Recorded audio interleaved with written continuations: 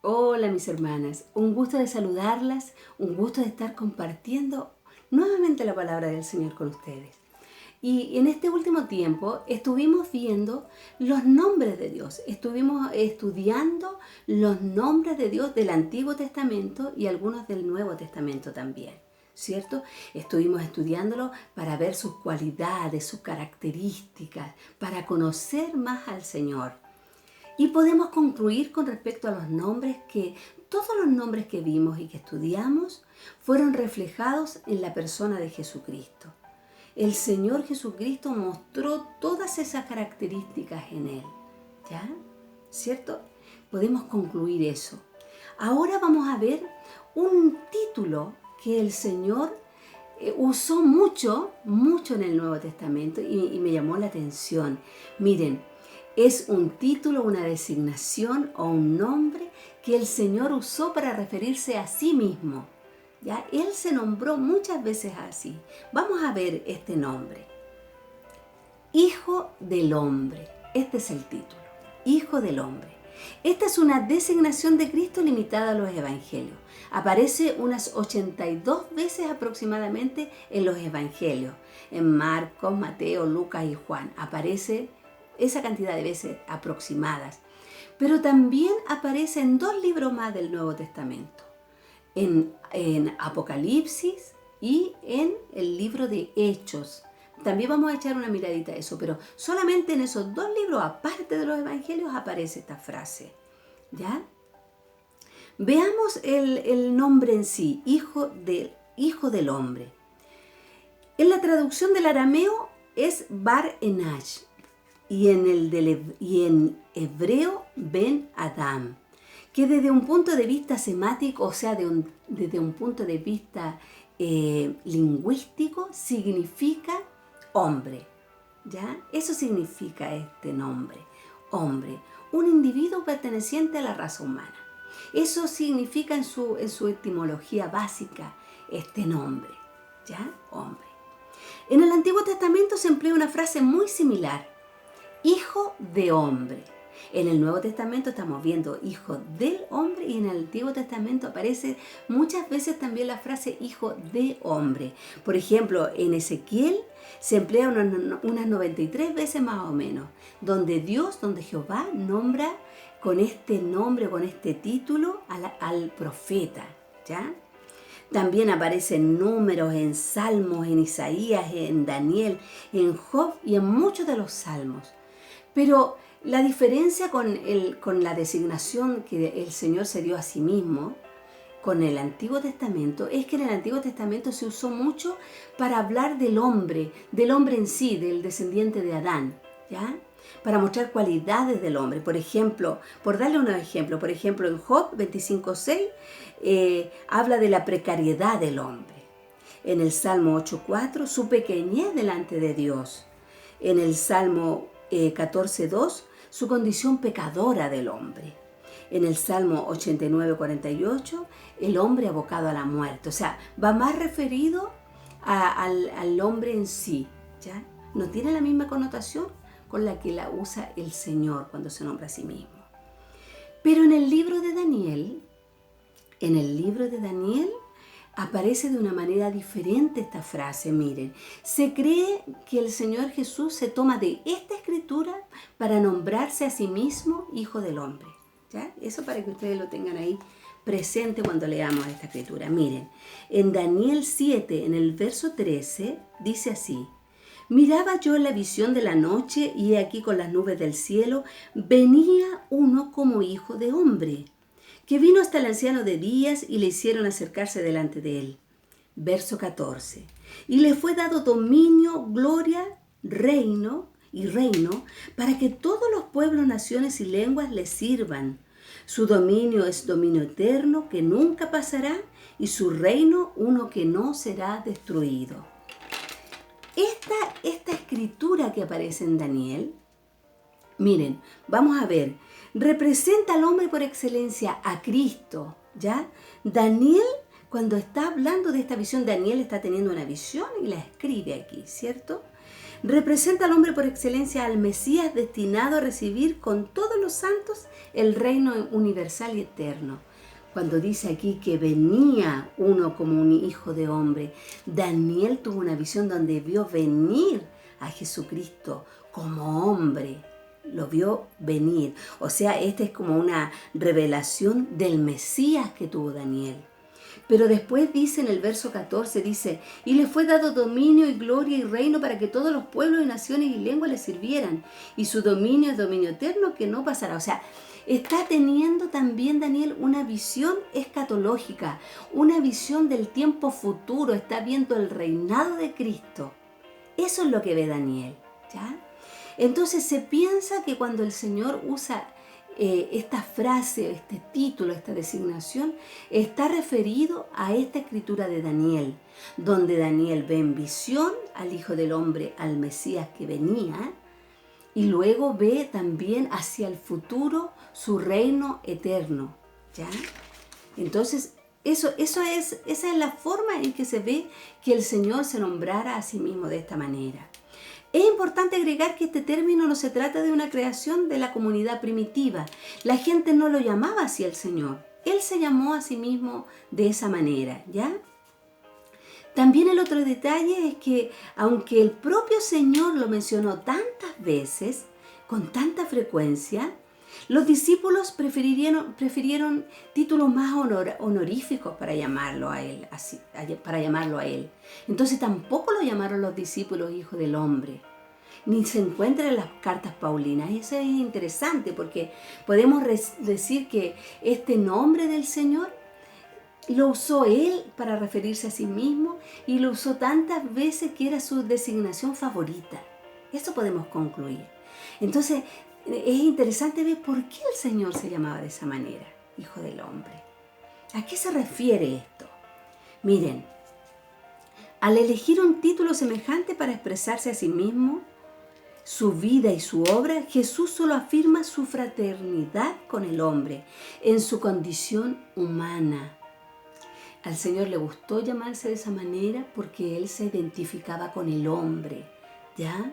Él se hizo hombre, Jesús se hizo hombre y vino, y así como nos cuenta el pastor, ¿cierto? Se hizo hombre en el vientre de María, se hizo un embrión y creció y nació como un hombre y el Señor fue 100% hombre y 100% Dios.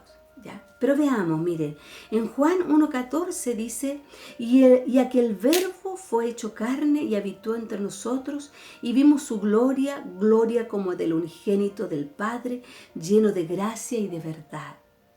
Jesús se hizo hombre, ¿ya? El segundo hombre, según Corintios, el segundo hombre que viene del cielo, en tanto que el primero era de la tierra. Primera de Corintios 15:45 dice, así también está escrito, fue hecho el primer Adán alma viviente y el postrer espíritu vivificante. ¿Ya? El título Hijo del Hombre hace referencia a su misión en la tierra, que es misión del Padre, mediante la cual lleva a cabo la salvación de la humanidad. Dios se hizo hombre. Se identificó como en el hombre en el bautismo. Él se bautizó como debían bautizarse los hombres, ¿cierto? Aunque él no tenía de qué arrepentirse, pero se identificó con el hombre, porque el bautismo era de arrepentimiento. Pero se identificó con el hombre y le dijo a Juan, bautízame Juan, aunque Juan quería que él lo bautizara, ¿ya? Él fue y se hizo hombre y vivió como hombre y fue tentado como hombre. Los evangelios hablan de que Cristo fue tentado como hombre, ¿cierto? El diablo vino a tentarlo y también murió como hombre. Entonces, miren, hay una frase que me gustó mucho que es de un teólogo, Pedro Trigo se llama. Él dice así, Dios no ejerce su soberanía desde fuera y desde arriba, sino humanamente desde el hombre Jesús.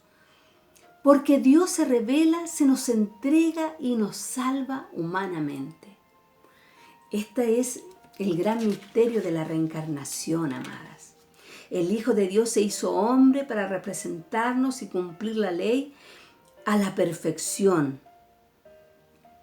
Que muriera en mi lugar era necesario, pero sin pecado. Pero tenía que ser hombre porque nos está sustituyendo en la cruz y nos representa. Esa es la humanidad de Cristo. Y bueno, y me hace pensar, ¿no?, que a él le gustaba llamarse de esa manera. No se llamó a sí mismo Rey, no se llamó Mesías y tantos otros nombres gloriosos porque los tiene. Él es todos esos nombres gloriosos, pero él quiso hasta en eso identificarse con el hombre. Él se hizo hombre para venir a pagar el precio de nuestros pecados. Es tremendo, es maravilloso, amadas. Miren, él fue 100% hombre, dice la Escritura, ¿cierto? Nosotros lo vemos ahí, él fue hombre, fue un niño, fue un joven.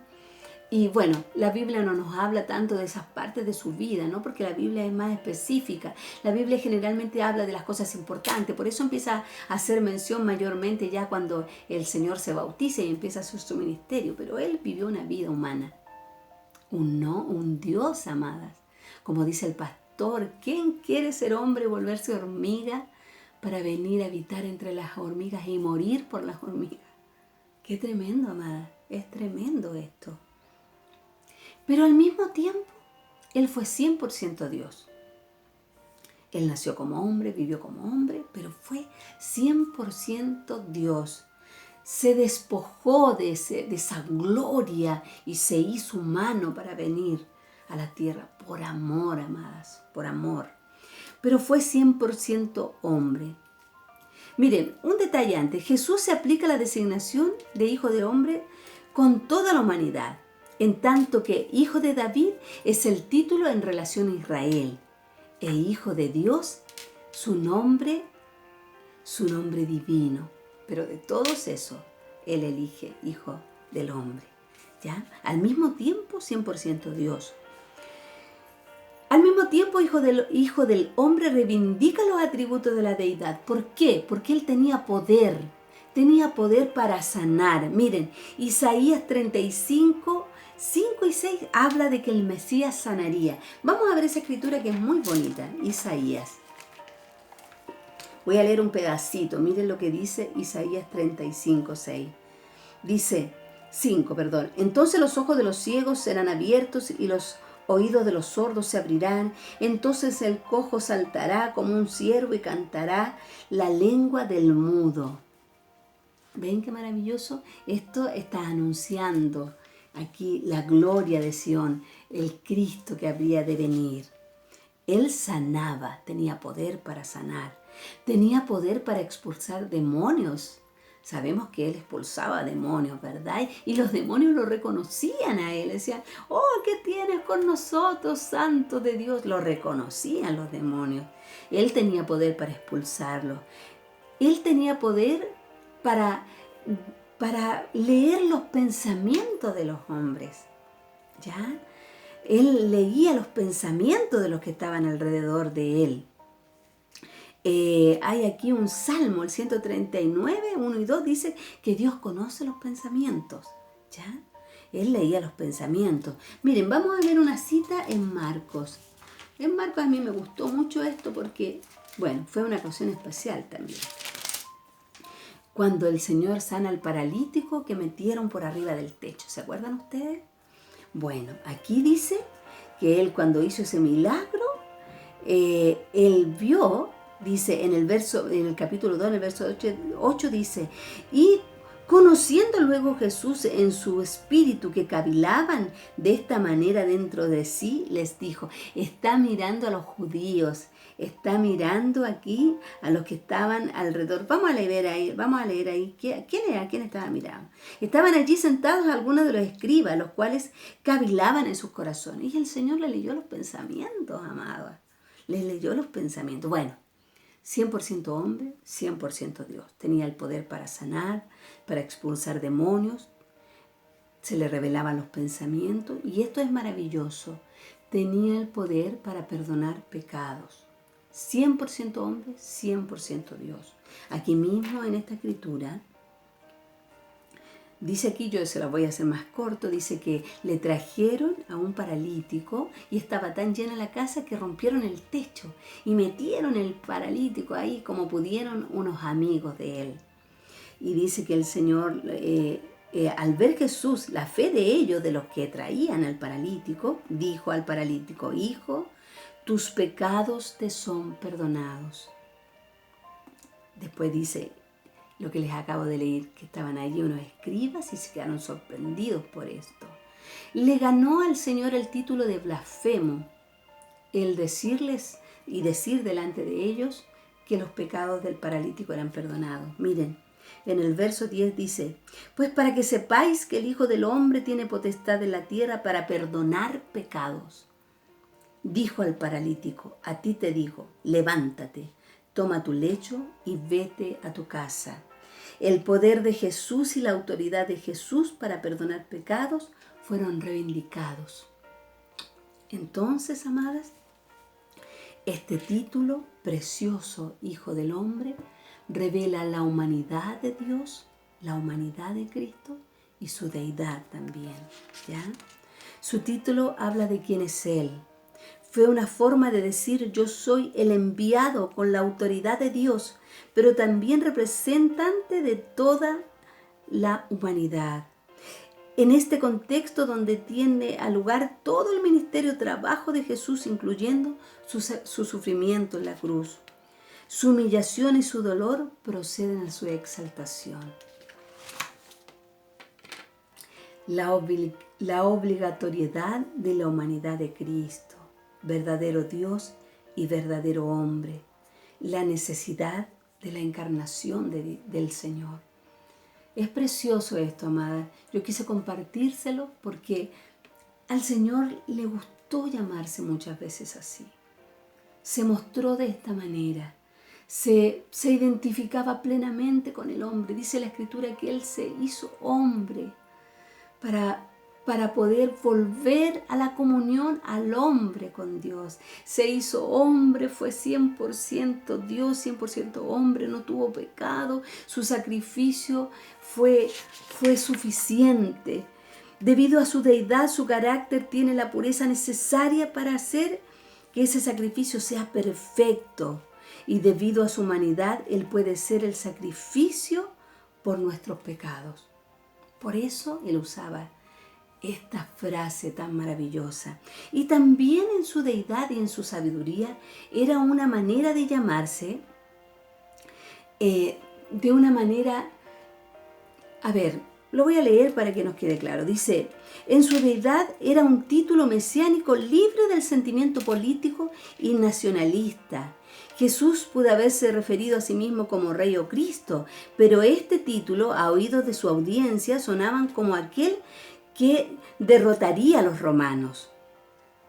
Entonces, para evitar todo eso, el Señor en su gracia, en su sabiduría, usó este título. Porque si Él decía que era rey, lo iban a tomar y iban a querer que derrotara a los romanos, porque ellos no entendían que este rey glorioso tenía un reino celestial.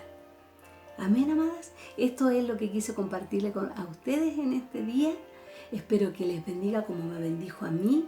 Si el Señor lo dijo tantas veces, es importante y muestra sus características, su amor, su sacrificio perfecto, su humanidad, su gloria.